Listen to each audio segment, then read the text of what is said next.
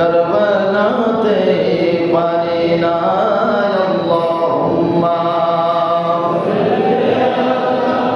সাইয়্যিদিনা মাওলানা মুহাম্মদ ওয়া আলা আলি সাইয়্যিদিনা।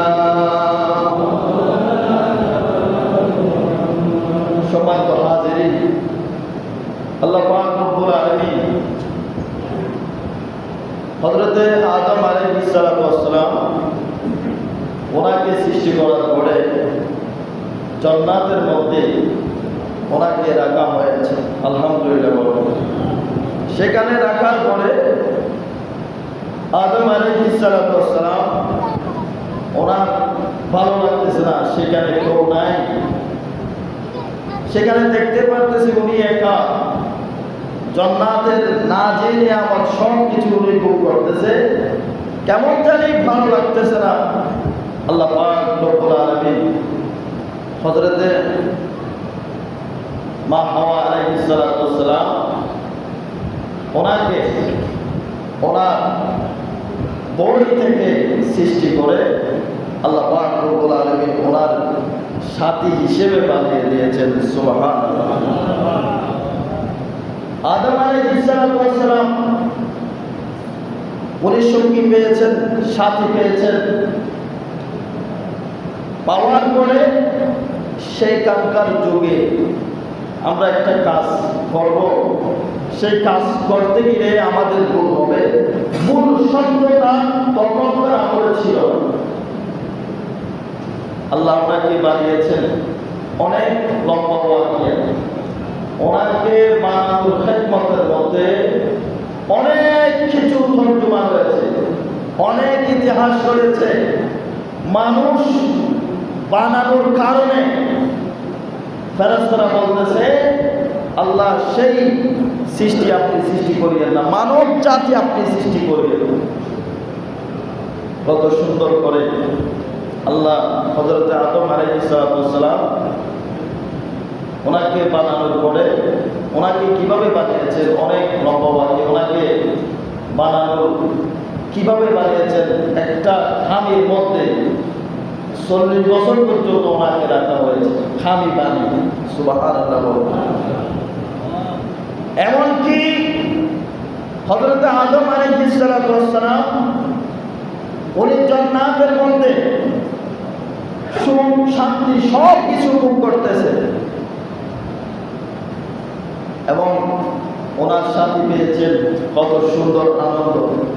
তখনকার আমলে যিনি মুআল্লিমুল মালায়েকা, যিনি ফেরেশতাদের সর্দার, উনি এমন কতগুলো কথা বলেছে আল্লাহর সাথে ফেস টু ফেস। আল্লাহ ওনাকে এমন শক্তি দিয়েছেন। মুআল্লিমুল মালায়েকা যার নাম বর্তমান, ওনার নাম হচ্ছে ইবলিস, শয়তান। এই শয়তান উনি আল্লাহর কাছ থেকে যেখানে বলে সেইখানে উনি কি করতো, ইবাদত বন্দেগী করতো। এমন কোনো জায়গা নাই ওই শয়তানের চেষ্টা পড়ে না। উনি আজকে এমন কি জন্য হয়েছে, এমন কোনো জায়গা নাই উনি যখন বলে আমি আসমানের মধ্যে নামাজ পড়বো তখন পড়তে পারে। উনি বলতেছে আমি এই মুহূর্তে জমিনের মধ্যে কি করবো, নামাজ পড়বো। উনি জমিনের মধ্যে পড়তে পেরেছে। তখন উনি সর্দার ছিলেন। তিনি আল্লাহকে বললেন, আল্লাহ এই যে মানুষ সৃষ্টি করেছেন, আপনি মানুষ সৃষ্টি করেছেন, কি জন্য সৃষ্টি করেছেন? আল্লাহ বলতেছে ইন্নী আ'লামু মা লা তা'লামুন, আমি যেগুলো জানি সেগুলো তুমি জানো না। এমন একটা পর্যায়ে সাজালেন এই ফেরেশতা ওনাকে ডাকা হয়েছে। আদম আলাইহিস সালাম ওনাকে ডাকা হয়েছে। ডাকানোর পরে জান্নাতের মধ্যে প্রশ্ন করা হলো এই জিনিসটা কি। সুবহানাল্লাহ। আল্লাহ ইনাদেরকে প্রশ্ন করতেছে এই জিনিসটা কি। আমি কিছুক্ষণ আগে একটা কোরআনের আয়াতে কারিমা তেলাওয়াত করেছি। শয়তান বলল ইনি বলতেছেন ক্বালু সুবহানাকা লা ইলমা লানা, আল্লাহ আপনি আমাকে যেগুলি শিখিয়েছেন আমি সেইগুলো বলতে পারি, আর কোনো কিছু বাইরে বলতে পারি না। সুবহানাল্লাহ বলেন। উনি সেইগুলোর উত্তর দিলেন। এবার হযরত আদম আলাইহিস সালাম এনাকে প্রশ্ন করা হলো, ইনি বলতেছে এক একটার নাম ধরে ধরে উনি কি কি সৃষ্টি করলেন, জান্নাতের মধ্যে কি আছে সেইগুলো পাঠ পাঠ করে বলে দিয়েছেন। সুবহানাল্লাহ। যখন বলে দিয়েছেন এবার আল্লাহ পাক রব্বুল আলামিন বললেন ইনাকে, ফেরেশতা তুমি চেষ্টা করো যে আমার সৃষ্টি বানানো সৃষ্টি ওনাকে তুমি চেষ্টা করো। ইনি বলতেছেন আনা খায়রুম মিনহু খলাকতানি মিন নার ওয়া আনা খায়রুম মিন তিন। আল্লাহ আমি কিভাবে চেষ্টা করব, আমি একজন মুআল্লিমুল মালায়েকা, আমি ফেরেশতা, উনি এক মাটির তৈরি আর আমি হচ্ছে আগুনের তৈরি। আমার দিক নিদর্শনের উপরে আর আদম আলাইহিস সালাম ওনার দিক নিদর্শনের নিচে। ইম্পসিবল, আমি কোনোদিন ওনাকে চেষ্টা করতে পারবো না। তখন আল্লাহ পাক রব্বুল আলামিন বললেন তুমি যে জান্নাতের মধ্যে আমি কথা বলতেছি সেই জান্নাত থেকে তুমি বের হয়ে যাও। আবা ওয়াস্তাকবারা ওয়া কানা মিনাল কাফিরিন, বের করে দিয়েছে। এনাকে বের করে দেওয়ার পরে ইনি বললেন আল্লাহ আমি পৃথিবীর জমিনের মধ্যে ইবাদত বندگির কোনো কমতি ছিল না, ইবাদত বندگির কোনো কমতি ছিল না।